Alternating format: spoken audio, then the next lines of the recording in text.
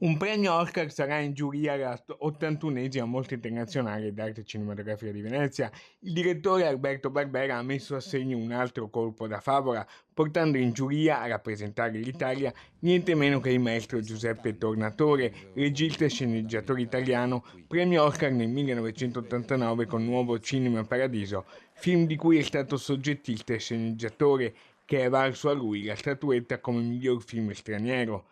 Tornatore farà parte della giuria internazionale del concorso principale Venezia 81, che verrà presieduta, come già annunciato, dall'attrice francese Isabelle Huppert e assegnerà i premi principali del concorso Venezia 81, tra cui l'ambitissimo Leone d'Oro. Tornatore torna a Venezia dopo aver presentato alla 78ª Mostra Internazionale d'Arte Cinematografica di Venezia fuori concorso il film Ennio dedicato al maestro Ennio Morricone, che ha conquistato successo di pubblico in tutto il mondo. Così lui aveva commentato. È stato laborioso, per altri è stato invece semplicissimo perché